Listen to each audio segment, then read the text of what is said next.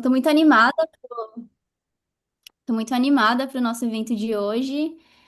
Eu adoro conversas com cientistas e quando a gente faz parcerias, né, da Balsa com outras organizações. Vou falar muito bem da Dimensions, pelo Vitor, pela Miriam, então estou muito animada do nosso evento hoje. É, então, acho que só para dar uma apresentação rápida do que é a Balsa, né, de que é Dimensions. Então, a Balsa é uma associação criada por brasileiros que atuam no setor de ciências da vida aqui nos Estados Unidos. E o nosso objetivo é fortalecer a comunidade brasileira no exterior, ampliar a competitividade profissional e criar uma rede de suporte e de troca entre os brasileiros e imigrantes nas áreas de pesquisa, inovação e biotecnologia. E a Dimension Science tem a missão de promover diversidade, equidade, inclusão nas áreas de STEM, capacitar os cientistas no início de carreira e em grupos subrepresentados, reduzindo o gap de oportunidades por meio de bolsa de estudo, prêmios de pesquisa, mentoria e coaching de liderança. Então a gente está muito feliz de poder trazer histórias, né, das nossas três panelistas hoje. E a Dimension está com um prêmio muito legal, que eu vou chamar a Miriam, que para falar um pouquinho mais, para falar um pouquinho mais do prêmio. Obrigada, Sayuri. Então, basicamente, hoje nessa conversa, um dos principais objetivos da gente é divulgar o Prêmio Cientista, que está com as inscrições abertas. A gente tem um QR Code aqui para quem tiver mais interesse em dar uma olhada no edital, o nosso site, o nosso e-mail, caso vocês tenham alguma pergunta. Mas, basicamente, o Prêmio Cientista é um prêmio que ocorre uma vez por ano. E a missão é realmente reconhecer mulheres brasileiras que estejam fazendo ciência aqui nos Estados Unidos. E esse ano a gente resolveu abrir a chamada, então não é necessariamente só pessoas que estão trabalhando na academia, a gente abriu a chamada para o pessoal que está trabalhando no governo, que está trabalhando na indústria, que está trabalhando com empreendedorismo. E um dos requisitos para aplicar é ter terminado o doutorado nos últimos 10 anos e ser nessa área de STEM. Então, a ideia é realmente divulgar o prêmio. A gente tem três panelistas que são excepcionais, então, com certeza vocês vão sair daqui muito inspiradas. Deem uma olhada no edital. Caso vocês não se enquadrem na chamada, por favor, divulguem para alguma pessoa que você conhece que se enquadra nesses 10 anos de formação do doutorado na área de STEM. E eu vou estar por aqui. Caso vocês tenham alguma pergunta, manda um e-mail para gente ou me manda mensagem aqui no direct, que aí eu tento responder. Obrigada, Sayuri. Obrigada, Miriam. Bom, então vamos começar. As nossas panelistas de hoje são a Larissa, a Thaís e a Cristi. Acho que vamos começar aqui para cada uma de vocês, né, uns 5 minutos de fazer uma introdução. Então, qual que é seu nome, posição atual, formação acadêmica e sua trajetória profissional, onde que você está atuando hoje? Podemos começar com você, Thaís, já que você está unmuted. Lógico. Olá, um prazer gigante estar aqui falando com todas vocês. Eu sou a Thais Rodrigues. Atualmente eu sou diretora global de pesquisa e desenvolvimento com foco em biologia na Nufarm, que é uma empresa global australiana, onde eu lidero a avaliação e desenvolvimento de novas tecnologias para proteção de cultivos em escala global. Eu sou formada em ciências biológicas pela Universidade, minha formação toda é do Brasil. Sou formada em ciências biológicas pela Universidade Federal de Lavras. E eu também fiz lá meu mestrado e doutorado em biotecnologia vegetal. Durante a minha formação no Brasil, eu passei pelo Instituto Agronômico de Campinas e pela Embrapa Milho e Sorgo, em Sete Lagoas. E a minha oportunidade de vir para os Estados Unidos aconteceu com o meu doutorado sanduíche, onde eu fiz uma parceria na Universidade de Nebraska. Voltei para o Brasil, eu fiz o meu primeiro pós-doc no Sena, na Exalc USP, em Piracicaba, e tive novamente a oportunidade de voltar para os Estados Unidos uma segunda vez, dessa vez definitiva, onde eu vim como pós-doc na Universidade de Kentucky. Durante esse tempo como pós-doc no Brasil, na USP, eu iniciei um MBA em gestão de projetos, e já na indústria eu completei um certificado de formação executiva em liderança pela Universidade de Harvard. Minha carreira de transição um pouquinho, ela, como vocês viram, começou na pesquisa acadêmica, mas eu sempre me encantei muito pela pesquisa aplicada, só imaginando conseguir desenvolver um produto ou uma tecnologia que poderia causar um impacto real no consumidor, que no meu caso é o agricultor. Isso me levou, então, a buscar posições em indústria, onde eu tive a brilhante oportunidade de liderar o desenvolvimento da primeira tecnologia de RNAi aplicado como spray para o controle de insetos. E hoje eu atuo bem na conexão da ciência, estratégia e negócios para identificar e desenvolver a próxima geração de tecnologias agrícolas. Que legal, Thaís. Muito obrigada. Imagina!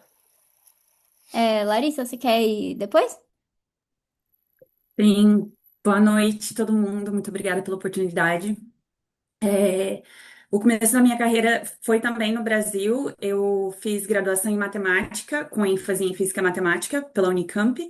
E depois, assim, é basicamente uma física teórica. E durante esse processo eu descobri que eu queria ter é, algum tipo de impacto mais social. E então eu fiz um mestrado em matemática aplicada em conjunto com a engenharia mecânica. Eu comecei a estudar o coração humano e, assim, basicamente modelar computacionalmente o fluido passando por uma das câmaras do coração. E aí tive a oportunidade de ir para conferências internacionais, li vários papers, e aí comecei a me aplicar para universidades fora do país, e principalmente eu tinha muito interesse de trabalhar como professor na Universidade da Carolina do Norte, em Chapel Hill, e assim, foi um sonho, eu consegui entrar, e, e daí, depois disso, então, durante o doutorado, eu estudei o coração humano, mais especificamente a parte da eletrofisiologia do coração humano, então, como os sinais se propagam pelo coração, tudo isso computacional.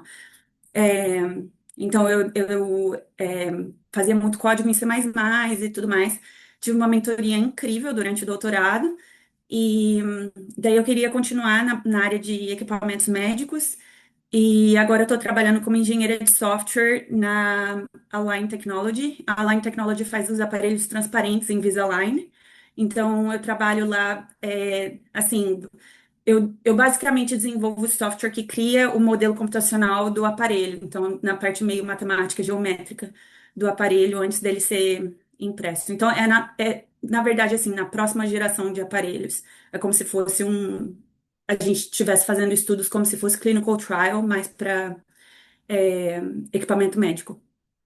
É basicamente isso. Aí as minhas transições, assim, eu aprendi um pouco inglês é, quando eu fiz Ciências Sem Fronteiras na Noruega durante a graduação. E então, assim, quando eu vim para o doutorado, eu já sabia um pouco de inglês. E eu também tive apoio coletivo de pessoas. Eu fiz um crowdfunding para vir para o doutorado nos Estados Unidos. E me senti muito apoiada, assim, no processo, porque eu não conhecia ninguém que tinha feito isso. E, e é isso. Obrigada. Caramba, que história! É, vou deixar para Cristi agora. Sensacional, muito boas essas meninas, nossa. Então, já é uma honra, né, estar aqui no meio de pessoas que são de disciplinas diferentes, o que é muito legal, então é uma conversa bem bacana, né? Me chamo Cristi Antunes Fernandes, eu sou nutricionista de formação, fiz tudo aqui no Brasil, né, no Rio Grande do Sul, e fiz já na graduação, na nutrição a gente não tem muito aproximação com ciências biológicas, imunologia, e aí eu entrei, tive a oportunidade de iniciação científica, né, na Pontifícia Universidade Católica do Rio Grande do Sul, a PUC Rio Grande do Sul, e era em imunologia, e na graduação a gente gosta de explorar, né, então eu fui para lá e eu me encantei com a imunologia, me apaixonei, e então, quando chegou a época do mestrado, eu pensei, mas nutrição tem tudo a ver com imunologia. Então, eu desenvolvi um projeto junto com a minha orientadora, professora Ana Paula Duarte de Souza, é, e essa foi a minha trajetória, tanto no mestrado quanto no doutorado, foi descobrir como a microbiota, como a dieta modula essa microbiota e ela influencia o hospedeiro em respostas antivirais. com foco principal em infecção respiratória pulmonar. No caso, seria o vírus social respiratório, que causa bronquiolite, né? Quem é mãe aqui sabe que é aquele terror, né?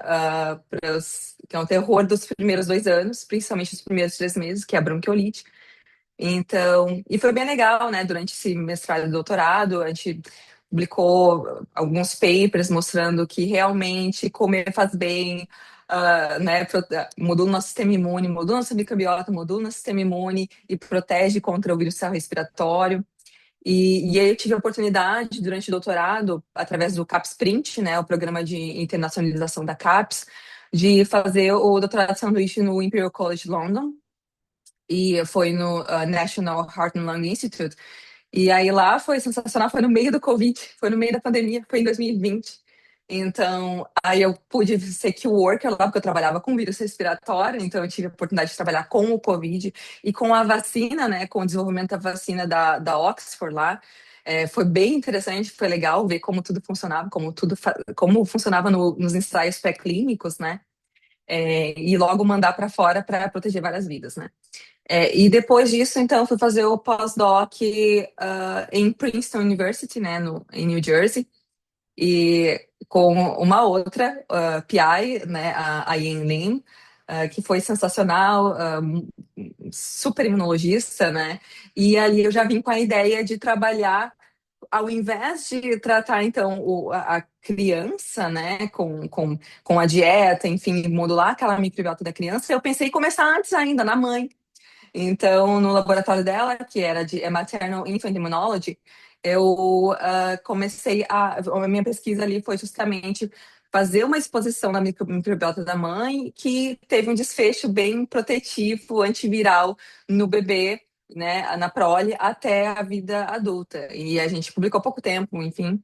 E foi ali, então, que eu conheci, nesse período eu ganhei o fellowship da Peel, né, de um fellowship de pós-doc, e quando eu soube do Cientist Award, eu pensei, why not, né, então foi muito legal, eu realmente achava que eu não tinha nenhuma chance, agora vendo realmente esses currículos maravilhosos, mas sensacional, foi muito bom, ganhei menção honrosa, né, ano passado, e foi muito bacana, consegui conhecer várias pessoas incríveis, e com isso eu trouxe para o Brasil comigo, que agora eu sou professora adjunta da Escola de Medicina, da Pontifícia Universidade Católica do Rio Grande do Sul, da PUC Rio Grande do Sul, e trabalho então na área de microbiota e nutrição e imunologia de mucosas nos primeiros estágios da vida.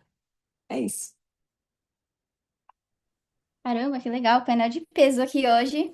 É, a gente tem aqui uma série de perguntas, e aí a gente pode abrir para vocês três responderem. Acho que, enfim, uma pode ir complementando a outra.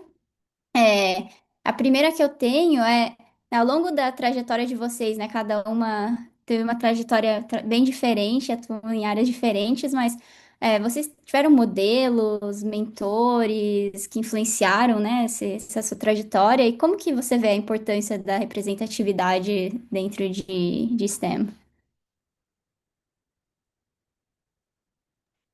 Você quer falar primeiro? Eu posso falar? Pode falar. Então, eu acho que eu falei um pouco na minha introdução. Os meus role models assim na ciência foram mulheres, né? E mulheres no início da carreira científica. A professora Ana Paula Duarte de Souza, que hoje a gente divide laboratório, né? Foi um clique muito legal desde o início. Eu confiei muito nela, ela confiou muito em mim.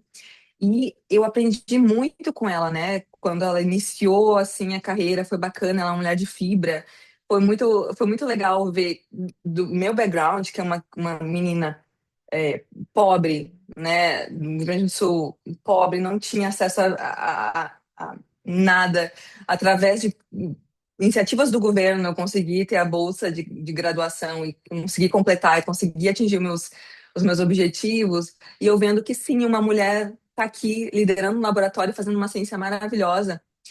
Foi o meu primeiro exemplo. Eu acho que por conta dela, de tudo que eu vi que ela conseguia, né, e lutava, porque a gente tem que galgar o nosso espaço nessa sociedade. mais ainda na área científica, eu vi aquilo ali e eu acho que aquilo me encorajou a tentar mais coisas. Então, e isso foi muito importante na minha vida. E quando eu cheguei, então, num outro patamar que foi, né, aquela área de transição que era o pós-doc, eu fui para um laboratório de uma mulher que também que eu acompanhava, né, que é uma mulher asiática nos Estados Unidos, abrindo seu próprio laboratório e grávida. Então, tudo ao mesmo tempo, assim, ela estava começando a família dela. Então, eu fui a primeira pós-doc dela, né? Eu fui founding member. Eu aprendi muito com a Yin. Até hoje aprendo, né? Aprendi demais, assim. Foi muito importante para o meu início de carreira, porque eu vi o que ela passou, né? Principalmente nas burocracias da vida, e como é ser uma PI, e como é ser professor, e como ser orientadora também nos dias de hoje, né? Porque o perfil do aluno mudou bastante. E aí eu vi o quanto foi importante, o quanto ela lutou, batalhou. Se vocês virem o currículo da Aline, é sensacional. Então, o quanto ela batalhou para estar onde ela está hoje, né? E então, essas duas mulheres, para mim, são meus role models, a Ana, principalmente, então, porque desde bebezinha e ser, eu aprendi muito com ela. Então, para mim, eu sempre agradeço as mulheres incríveis da minha trajetória acadêmica. Então, para mim, foi super importante. Super. Tive alguns homens, ok, mas as mulheres foram sensacionais. Eu acho que eu posso ser a próxima porque eu vou complementar o que a Cristi falou. Eu, na verdade, eu vivi um pouco o contrário. E eu acho que tem a ver com a área que eu atuo, né? Eu sou da área de agronomia. Eu não sou agrônoma, mas eu atuo na área agrária. E a maioria são homens. Então, por muito tempo, eu não consegui encontrar mulheres para me espelhar e para serem líderes, mas eu tive muita sorte de encontrar muitos homens que foram. Então eu acho que é tão importante quanto as mulheres, né? Você ter um homem que tá numa reunião, que tá numa sala ou que tá numa universidade que tá ajudando as mulheres a se levantar, né? E eu acho que é tão importante quanto as mulheres. Mas isso foi no meu começo, naquela história de onde eu tô, pra onde que eu vou. Mas durante a minha trajetória, sim, eu encontrei mulheres e homens, é isso que eu queria deixar claro. Mulheres e homens que me deram muitas oportunidades. E eu acho que o mais importante de mentores e líderes é que muitas vezes eles te incentivam a buscar coisas que você nunca nem pensou pela cabeça em tentar buscar. E te incentivam a ir para lugares que muitas vezes não dá para eu ir lá, vai. Então eu acho que essa importância do mentor e do líder que está do seu lado, que conhece seu potencial, é extremamente importante, principalmente no momento que a gente tem essa self-doubt, né? Tipo, não dou conta, eu acho que eu não vou. Então eles ajudam muito. Mas como eu disse, teve muitos momentos que eu não tive muito isso. E aí realmente você precisa de você mesmo ser a sua própria mentora, ser a sua própria líder, acreditar em você e ir ali mesmo, não tá na hora, mas você vai com medo mesmo. Muitas das transições, muitas das coisas que eu alcancei na minha vida foi com muito medo. Mas eu tinha mais medo de falar não e depois me arrepender. Então eu falava assim e ia, e dali eu resolvi o que ia acontecer. E quando eu penso em representatividade, como eu não tive por muito tempo, ela é extremamente importante. E uma coisa que a gente muitas vezes pensa que representatividade é você encontrar alguém que é exatamente igual a você. E eu acho que é um pouco diferente disso. É você encontrar alguém que tem alguma coisa em comum. Então, no nosso caso, é encontrar uma mulher que esteja num lugar que você quer estar, ou uma brasileira, ou até um brasileiro, né, em posições. Então, hoje, muitas vezes, eu entro em reunião que eu sou a única mulher. Ou que eu sou a única brasileira, ou que eu sou a única mulher brasileira. Então, assim, quando você entra numa reunião, você encontra um outro brasileiro ou uma outra mulher, realmente te dá essa segurança, te dá esse lugar de voltei pro meu posicionamento. E eu aceitei fazer parte dessa discussão justamente por isso, porque eu acredito que tô vendo um monte de nomezinhos aqui.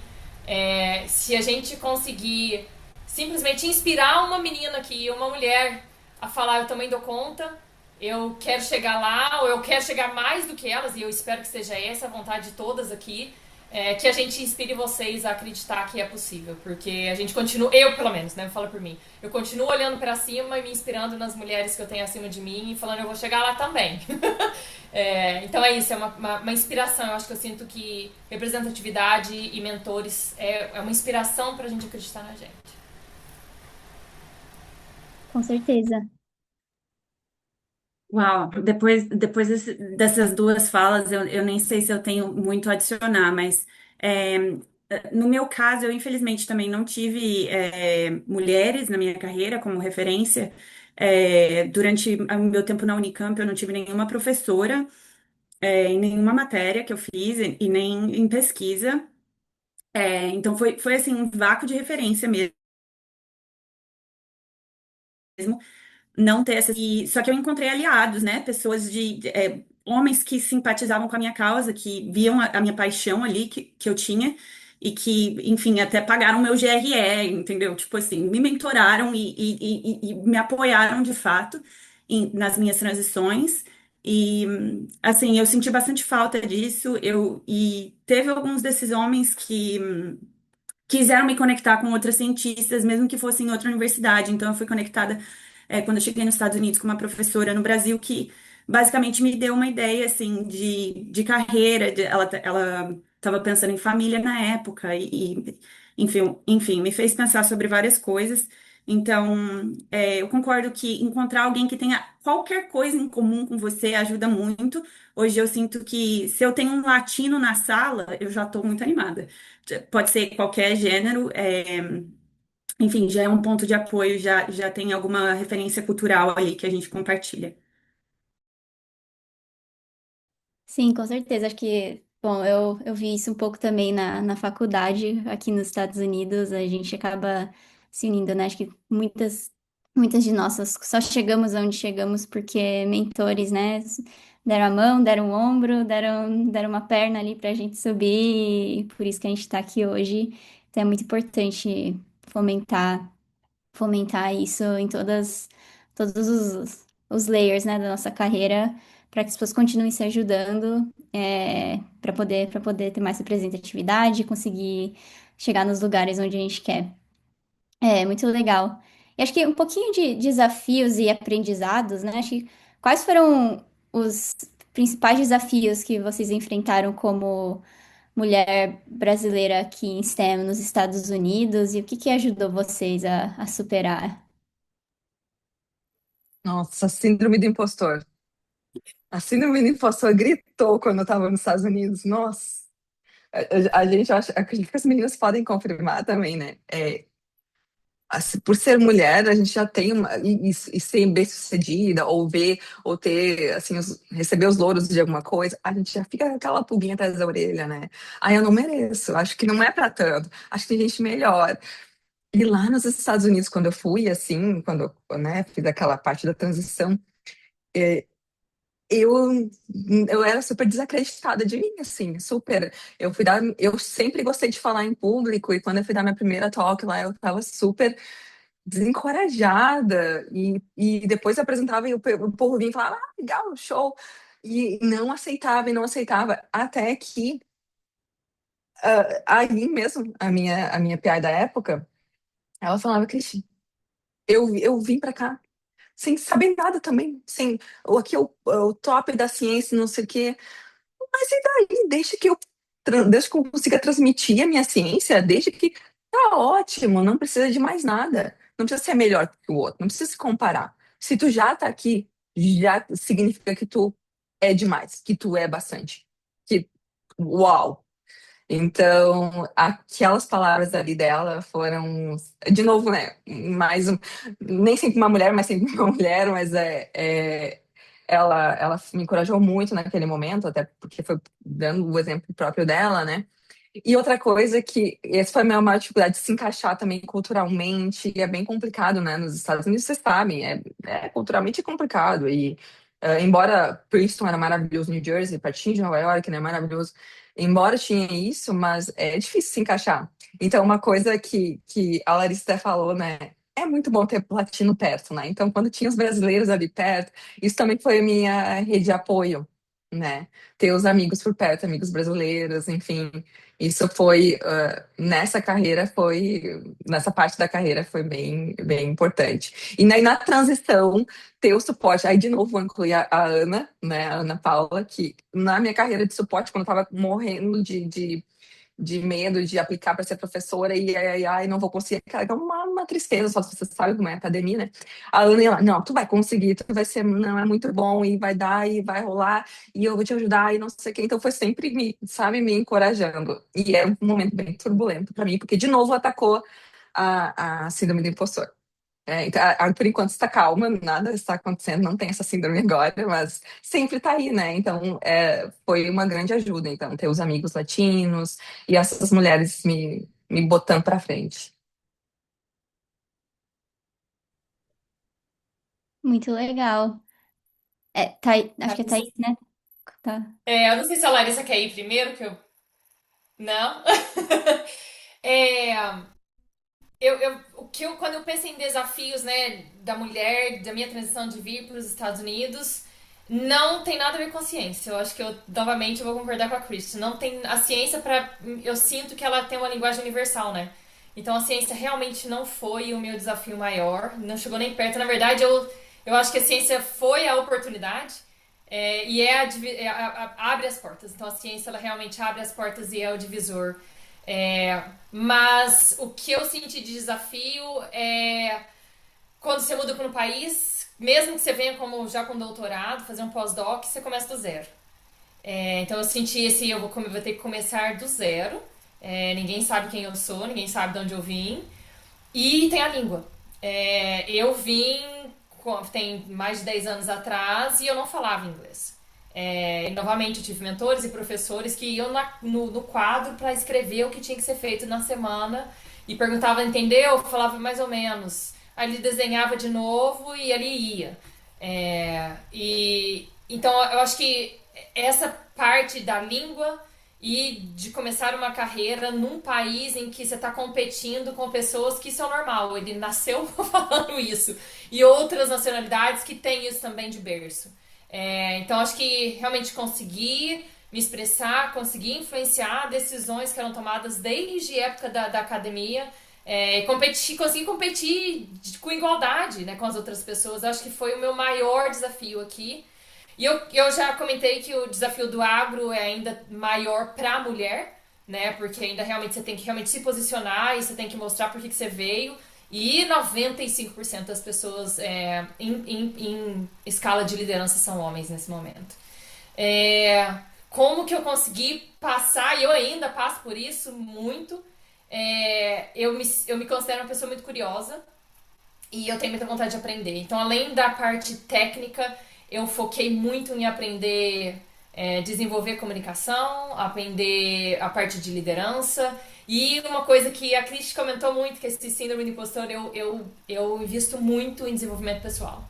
E eu não paro. Então, realmente é tentar entender onde você está, qual é a sua posição no mundo. Então, eu estudo muito desenvolvimento pessoal.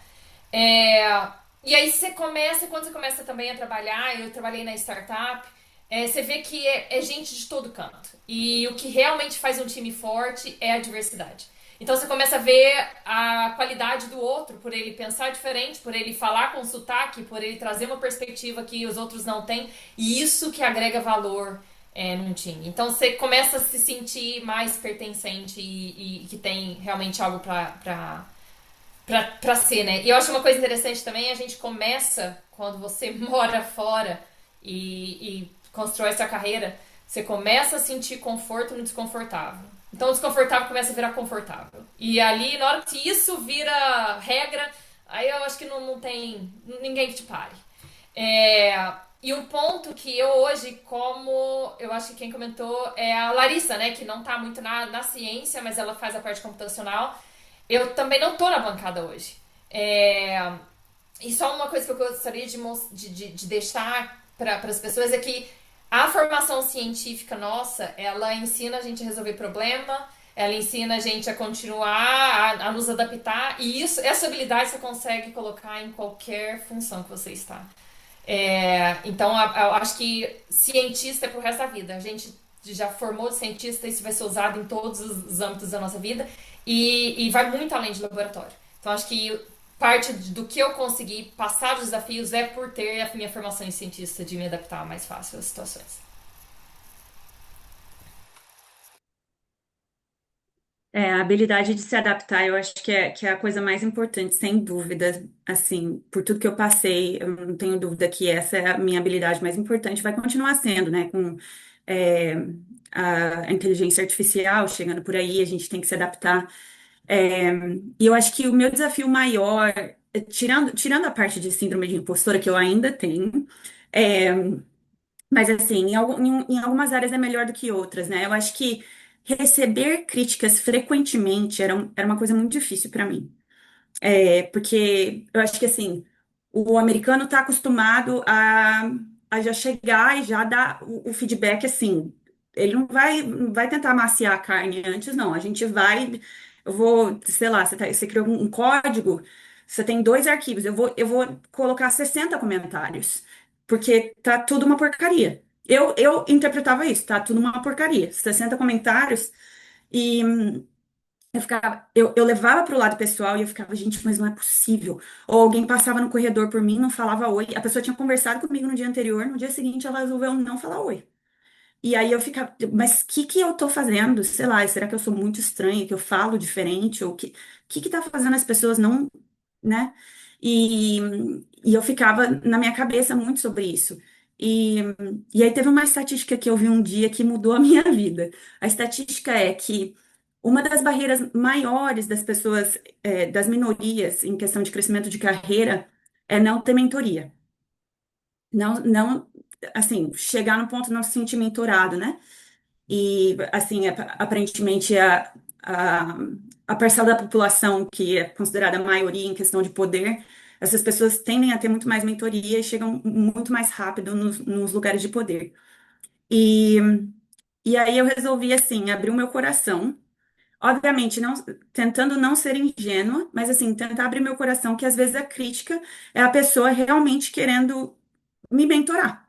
Então, eu comecei a, tipo assim, eu vou dar o benefício aqui da dúvida e vou fazer, e vou perguntar, e vou continuar, vou tentar manter a curiosidade, como a Thaís falou, manter a curiosidade e só perguntar. E às vezes a pessoa, ela tá implicando com um espacinho que você não colocou entre uma letra e a outra, mas ela tem um monte de coisa que ela pode te contar se você fizer uma pergunta curiosa sobre o espacinho que faltou ali. Então, eu acho assim, aproveitar as oportunidades de mentoria que eu tive, muitas vezes foi relacionado a eu tentar, assim, não ficar pessoalizando a coisa. O problema não sou eu, é alguma outra coisa. Só abrir o coração e aceitar. Eu acho que isso que a Larissa falou tem tudo a ver com a síndrome do impostor mesmo. E complementando o que a Thaís falou, né, realmente para os jovens, para as jovens cientistas aí, gente, vocês são muito boas, né? Eu acho que o desenvolvimento pessoal tem que ser trabalhado sim, né? Hoje em dia eu faço bastante disso, mas eu acho que é bem aquela ideia de realmente o americano tem essa cultura de ser blunt, e te falar na cara o que tá de errado e tudo bem. Mas e a gente leva pro pessoal. Eu levava muito pro pessoal também, né? Porque a gente já tem essa pressão de autocrítica. E a gente acha, se eu tô me criticando, óbvio que o fulaninho ou o cicrano também vai me criticar, né? Então, eu acho que cabe sim a gente voltar para o que a gente é e ver a nossa capacidade, onde a gente está, o que a gente está lutando para. É desenvolvimento pessoal mesmo, né? E a gente aprende, né? A gente desenvolve isso, né? Mas é bem importante e para ver como essa mudança, que é drástica, viver em outro país, em outra cultura, é muito difícil, né? Eu acho que isso tem tudo a ver. E eu acho que isso forma a nossa resiliência. Eu acho que a mulher latina que vai para fora, vai para os Estados Unidos ser cientista, é resiliente. Nós somos resilientes no geral, mas lá, para mim, é a prova da resiliência. Com certeza. Acho que já que vocês estão falando, né, um pouquinho sobre mentoria, né, reconhecimento do trabalho, acho que o que ajudou vocês a conquistar visibilidade para o seu trabalho, para o que você estava fazendo, né? Seja aqui, na early career ou até agora onde vocês estão. Acho que tem gente que foca muito em, né, ter prêmios, fazer networking, comunidades profissionais. Como que vocês navegaram isso? No meu caso, por muito tempo eu achei que eu vou fazer um bom trabalho e eu vou ser recompensada. E aí logo eu já olhei e falei, eu acho que não vai ser bem assim. Talvez eu até chegue lá, mas vai demorar muito. E essa parte de conseguir, de compartilhar o nosso conhecimento, e aí entra, né? Aceitar convite para palestra, participar de conferência, integrar comitê científico, colaboração com pessoas de outras áreas, isso faz parte. E eu acho que isso é uma alavanca a nossa carreira de uma forma assim que a gente não imagina que é tão forte. É, então, essa parte de conexão, e aí entra muito networking, né? Que a gente fala muito dessa palavra, fazer networking, muitas vezes. Eu acho que o LinkedIn é uma ferramenta fantástica, eu uso ela muito, mas ao mesmo tempo tem muita gente que usa pra coloca lá, conecta e acabou. E eu, na minha concepção, isso não é fazer networking.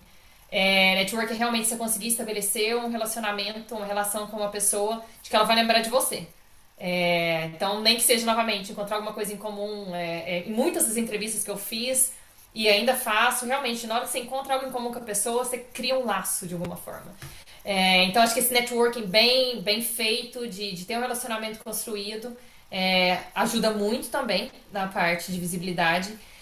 E eu acho que eu vou usar o exemplo do Cientista Award, né? Eu também recebi menção honrosa em 2024.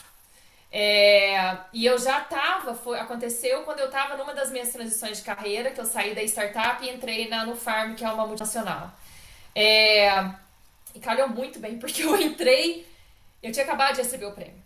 No meu primeiro mês, numa empresa que nem sabia quem era o Thaís, brasileira, o que essa menina tá fazendo aqui, é, eles descobriram sobre essa premiação.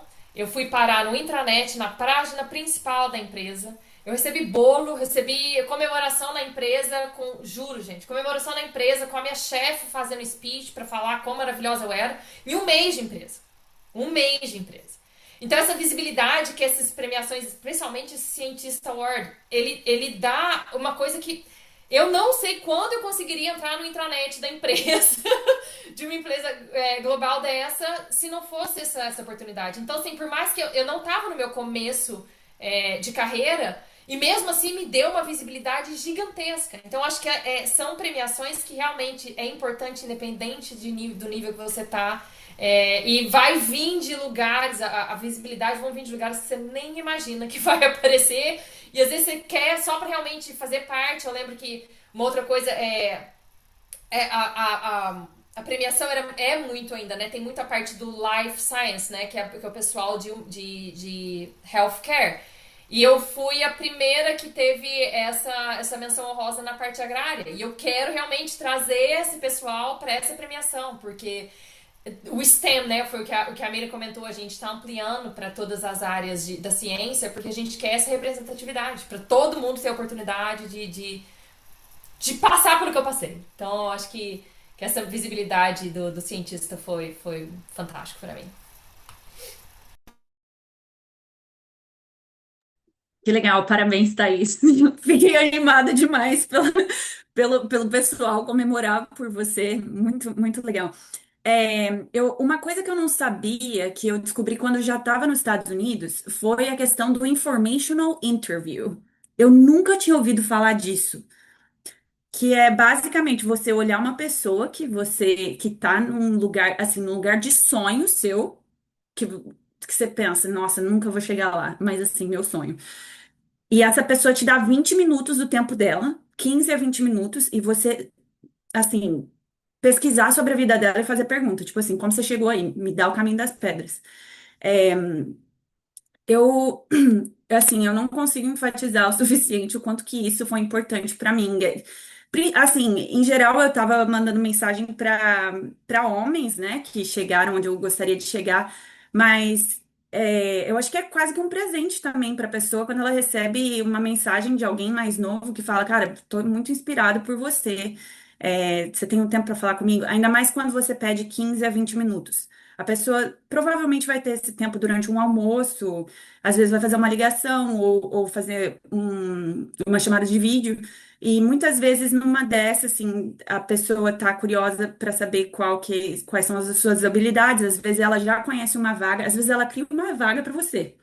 E foi numa dessa que eu consegui, na verdade, um estágio na Kitware, que era uma empresa que eu achava muito legal. Eles faziam software aberto, eles contribuem muito com coisa de ciência, assim, os softwares deles são muito incríveis. E eu pedi para me conectar com uma pessoa lá.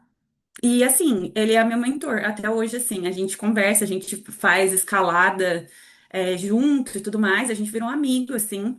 É, mas foi por isso, porque eu pedi para conversar sobre, ele ficou curioso e assim, me contou do estágio e no fim das contas eu consegui o estágio.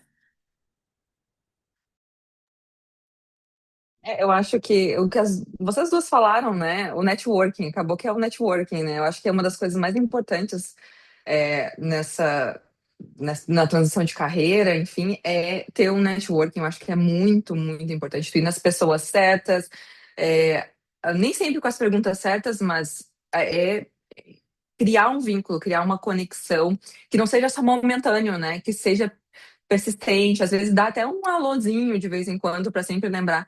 Em Princeton eu fiz um workshop sobre relações de trabalho para perpetuar o networking, bem isso mesmo. E aí eu lembro que eles falavam, gente, vocês mandem e-mail de vez em quando, uma vez a cada 15 dias para não esquecerem de vocês. Viu o fulaninho lá dando uma palestra, foi lá, fulaninho que tu gosta muito, fulaninho, fulaninha, foi lá, fez pergunta para fulaninho, para fulaninha, te conhecer, trocou ali o contato no LinkedIn, trocou e-mail. Ah, já manda um e-mail, diz que foi muito bom te conhecer e tal. Cria vínculo depois de algum tempo. Olha esse paper aqui, olha, é muito da tua área, não sei o que, achei muito legal. Sabe? Então, tu cria uma conexão e cultiva aquela conexão, né? Não fica só no legal, né? Criar uma conexão. Então, isso é muito bacana. Eu acho que o LinkedIn é uma ferramenta muito boa. E nisso, já falando do LinkedIn, né, do networking, eu acho que uma das coisas principais que a gente tem que aprender a fazer e que não é ensinado na academia, tá? Não é ensinado. Então, a gente desenvolve, eu agora como professora, então eu estou desenvolvendo essa skill nova, que é me autopromover. Então, saber vender meu peixe, né? Eu achei maravilhoso que a Thaís ganhou uma festa. Não ganhei uma festa, fiquei triste, tá? Queria ganhar uma festa também. Não ganhei, né? Mas poderia, né? Mas é isso, celebrar suas conquistas não foi a Thaís que lançou a festa para ela, mas que celebraram ela, né? Então isso é muito legal. Então, quando não acontece isso, eu acho que tem que ir atrás e celebrar, né? Tu tem que te celebrar. Como se fosse uma carta de recomendação americana para ti mesma. Quem sabe como é a carta de recomendação americana diz que tu é a ultra. Nossa, tu é a sensação, tu vai curar o câncer, tu vai ganhar um prêmio Nobel, tu é sensacional. Te coloca muito para cima. Acho que tu tem que fazer contigo mesma, né? Eu acho que tu tem que aprender a celebrar. Publicou um paper legal, fala lá com o pessoal do marketing, do PR, enfim, fala com o pessoal da tua empresa, da tua instituição, para divulgar, te colocar lá fora, te divulgar, te celebrar.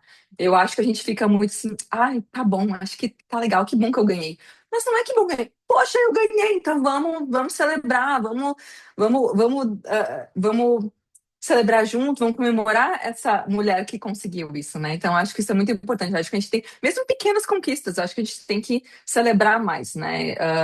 Ficar mais contente e celebrar junto. Acho que a gente tem que e também vender melhor nosso peixe, né? Mostrar o nosso diferencial, enfim. E o LinkedIn, de novo, é uma ferramenta muito interessante, já que tudo é maravilhoso, conquista muita coisa no LinkedIn. Mostra lá as tuas conquistas, ó, que eu consegui, dei uma entrevista aqui, bota lá, fiz não sei o quê, escrevi essa coluna aqui, bota lá. Então, acho que é muito, parece pequeno, mas para um homem hétero, desculpa, gente, mas para um homem hétero, para eles é parte da rotina. Gente, não, ele também estava celebrando. A gente tem que celebrar também. Então, acho que nós temos que fazer um cheer up para nós mesmos. Da mesma forma Eu, que você, às vezes, né, faria isso para um amigo, um colega, né, faça Exato. para você mesmo. A empresa da Thaís, né, parou tudo não, para e eu ia celebrar. complementar que eu recebi a festa porque eu me celebrei no LinkedIn. E Ah, eles viram maravilhosa, é isso. a minha, o meu post e aí resolveram fazer isso. Eu concordo 100% com você, Christian. Eu acho que é promoção, e eu acho que é muito cultural, né? O brasileiro tem essa de, ah, não, vai parecer snob, eu não É, quero mostrar. E não é isso. Eu acho que tem uma forma de você se autopromover, porque senão realmente as pessoas não sabem, né? né? Não tem como as pessoas adivinharem o que você está conquistando, e faz parte da sua carreira. E só mais uma coisa que eu queria comentar, que eu vi que tem umas meninas perguntando, né, de tipo, dar dicas, e eu acho que a gente tá dando várias dicas aqui, mas uma outra coisa que fez muita diferença e faz, e eu uso muito, que também acho que é muito cultural do Brasil, é a gente não falar muito o que a gente quer, e não, eu comecei agora, eu não quero falar que eu quero chegar lá. Eu sempre já chego falando, ó, tô aqui, muito obrigada, vou fazer tudo, mas eu quero ir lá, tá? Eu quero essa vaga, eu quero aprender esse negócio, eu quero me expor nessa parte aqui, eu quero morar lá no tal lugar. Sempre. Porque as pessoas. E eu sempre consigo oportunidades por isso. Porque as pessoas não conseguem adivinhar o que a gente quer.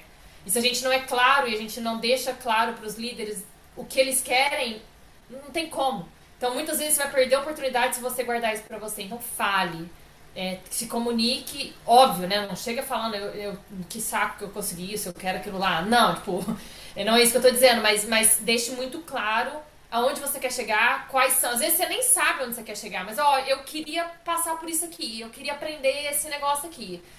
Talvez eu quero dar uma olhada lá. Porque a primeira oportunidade que aparecer, eles vão pensar em você e falar, nossa, ela comentou isso comigo. E eles vão te dar a oportunidade. Então acho que eu só queria deixar isso antes que eu me esqueça. Aqui no geral também tem muita cultura de você falar, né? Ah, daqui 6 meses, né, tem o ciclo de promoção. É lá que eu quero estar, quando você está falando com o seu gerente, né? Falar o que que eu tenho que fazer para chegar lá. Porque aí você já sinaliza, né? Que é onde você quer, o que que você tá disposta a melhorar e é lá que você quer chegar. Aqui eles são muito assim. É, acho que, voltando um pouquinho da parte de carreira, né? Acho que para vocês que fizeram a transição entre pesquisa acadêmica, indústria, como que foi essa mudança, né? E o que que foram as habilidades mais importantes para esse processo?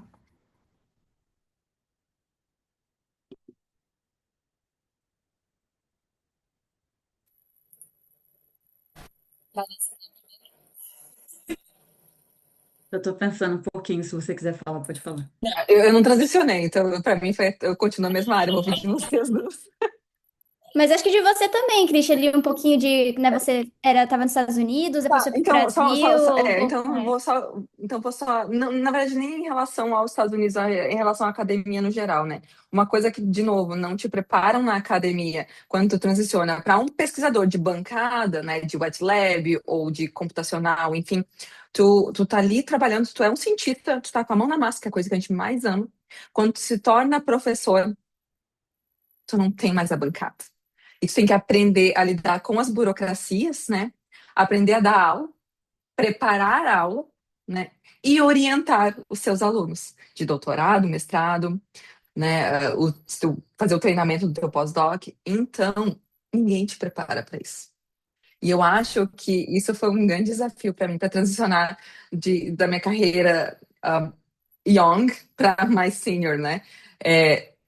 Isso para mim foi um grande desafio. Eu ainda estou aprendendo, mas isso para mim foi um grande desafio. Eu acho que, de novo, eu tive mentoras maravilhosas que me ajudaram, assim, ó, 80% ou mais, né, nessa... Se eu chegasse crua, ia ser um desafio gigantesco. Eu acho que eu ainda estaria struggling, sabe, bastante com isso.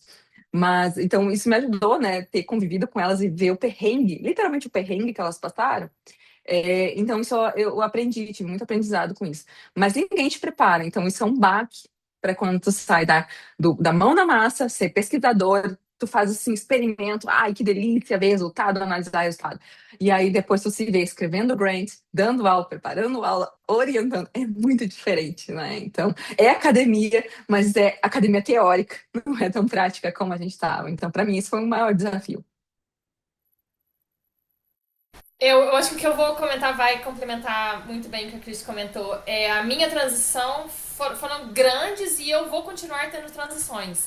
Eu vejo a minha carreira como assim, são muitos anos trabalhando para eu ficar fazendo a mesma coisa por 40 anos. Eu tenho essa ânsia de buscar novos desafios. Eu acho que é por isso que eu tive tantas transições até agora e vou continuar tendo. Então, a minha primeira realmente foi sair da academia e entrar numa startup. E realmente esse pulo foi porque eu gostaria de ver o que eu fiz ali na bancada virar um produto. Então, essa foi a ânsia de ir para a indústria. Dentro da startup que eu trabalhei por 6 anos, eu tive muitas transições lá dentro. Novamente, buscando sempre conhecimento, buscando sempre novos desafios. Então, eu trabalhei tanto na parte de bancada, quanto na parte de líder de time, a parte regulatória, a parte de estratégia. Então você sai um pouco dessa extremamente técnica, que é o que a gente estava comentando, de bancada, e aí você tem que começar a desenvolver outras habilidades que ninguém te ensinou. É, Hoje, novamente, né, saí, aí fica confortável, eu falei, não, agora eu quero algo ainda mais amplo. Então, você sai de ser uma especialista numa tecnologia para fazer o que eu faço hoje, que eu busco conhecimento e estou buscando inovações, fazendo parceria com startups, então eu estou do outro lado, tentando identificar quais são as novas tecnologias que podem virar produtos, né? Todas essas etapas, eu acho que pro resto da minha vida, como eu comentei antes, a ciência vai continuar sendo fundamental.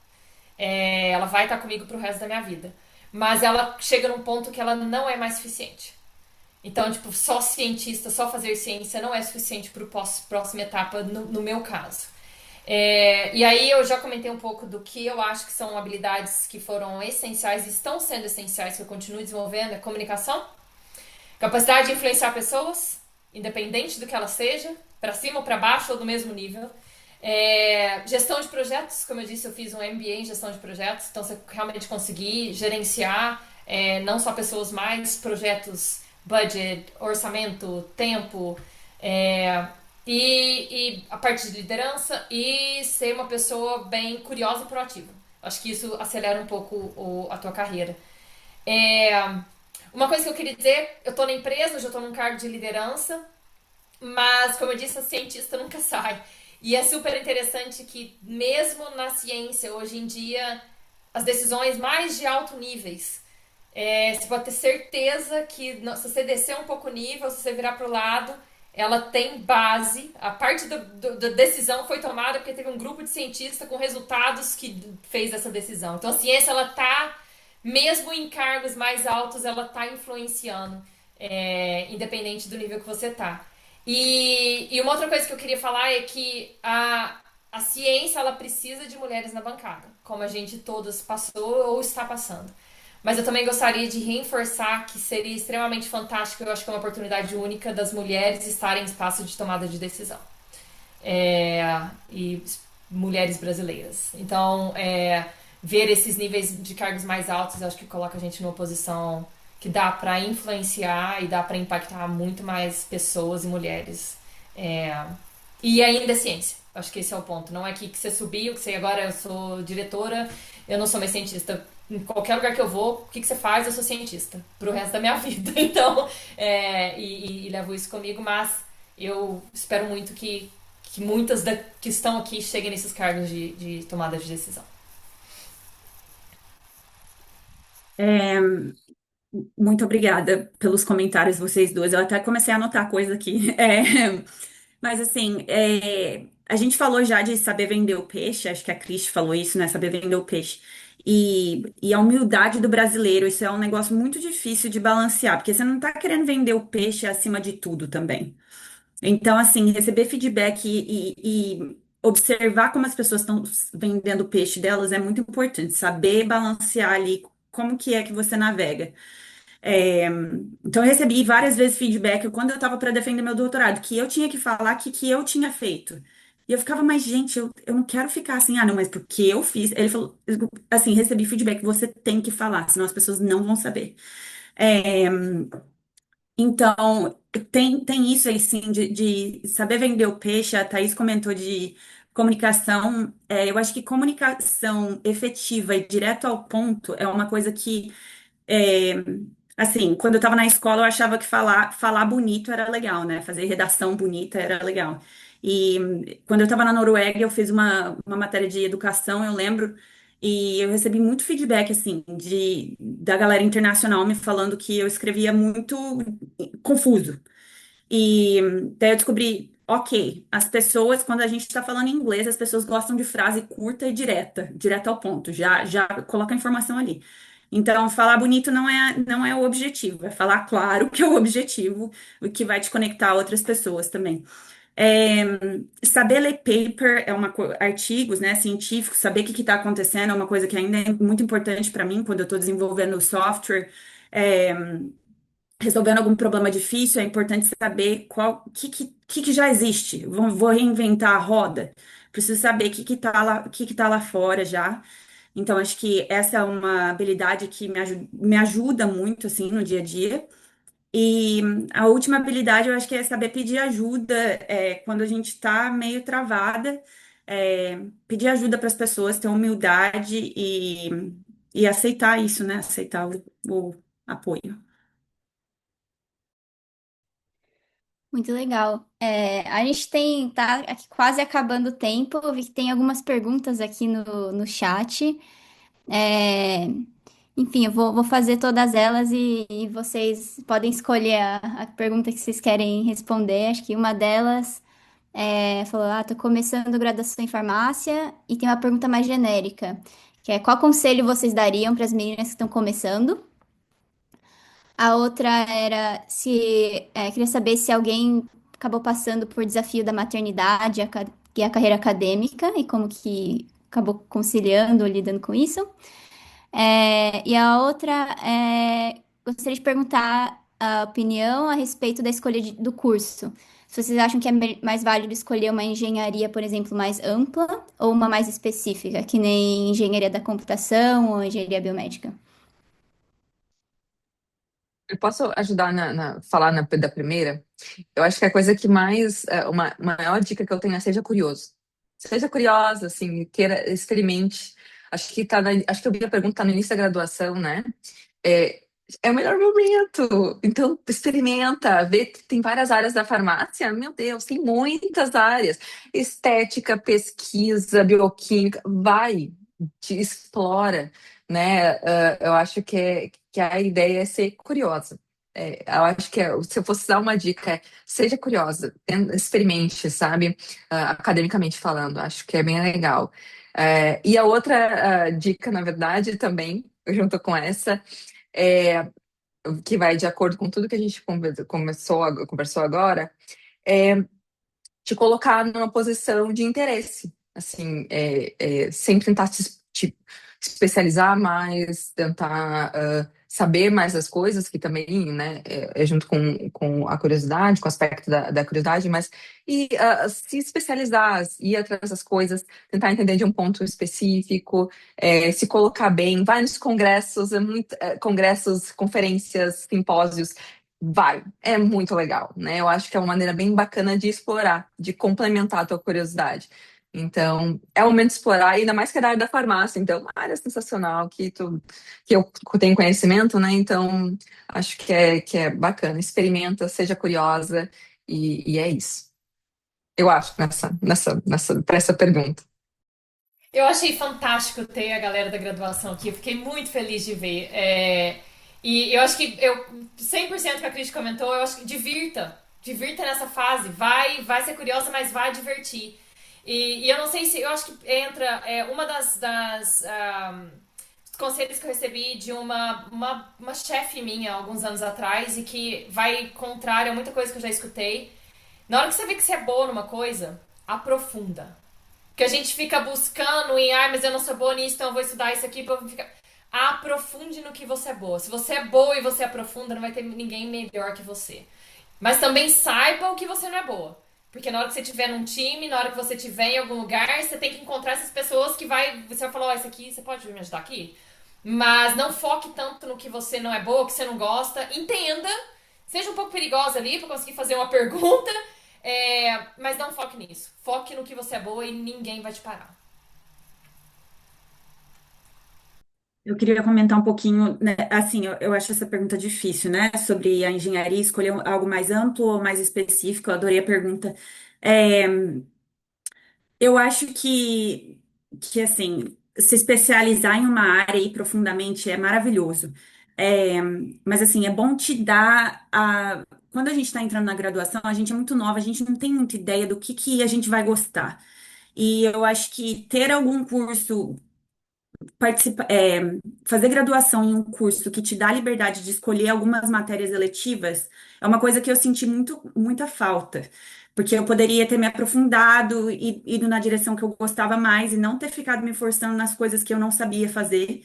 É, então, assim, eu acho que independente da sua escolha de engenharia da computação ou engenharia biomédica, é, eu acho que ter um pouco dessa liberdade e não casar com aquela sua escolha é algo importante. Muito Em legal. relação à segunda pergunta, perdão, Ah, pode? Sayuri. Em Não, pode. relação à segunda pergunta de maternidade, ainda não, ainda não passei por ela. Acho que esse aí seria o maior desafio de todos, mas ainda não. Esse é o meu lado. Mesma coisa que Eu ia fazer o mesmo comentário, que eu não queria ignorar, mas eu não tenho poder de fala nesse momento sobre essa pergunta. Eu também não tenho, então essa a gente vai ficar devendo para um próximo painel. É, mas muito obrigada, meninas, pelo tempo de vocês. Muito obrigada a todos que estavam aqui no painel hoje. Essa conversa foi incrível, anotei várias coisas aqui, foi uma aula. Queria reforçar, né, a importância da comunidade, de mentoria e da visibilidade para mulheres brasileiras em STEM, como o Prêmio Cientista está fazendo agora. Então, mais um lembrete para todos vocês, né, aplicarem para o prêmio. Quem tiver dúvidas, pode mandar e-mail. A Miriam mandou aqui no chat, né, o link e o e-mail, podem entrar em contato. Se vocês gostaram desse painel, eu convido vocês a continuar acompanhando a Balsa no Instagram, a Dimension Science também, nas iniciativas, de agora e do futuro. E é isso, muito obrigada, pessoal. muito Muito obrigada. obrigada pelo Eu que convite, um agradeço, abraço, muito obrigada a todo bom. mundo. Muito obrigada. Obrigada, pessoal, muito bom conversar com vocês.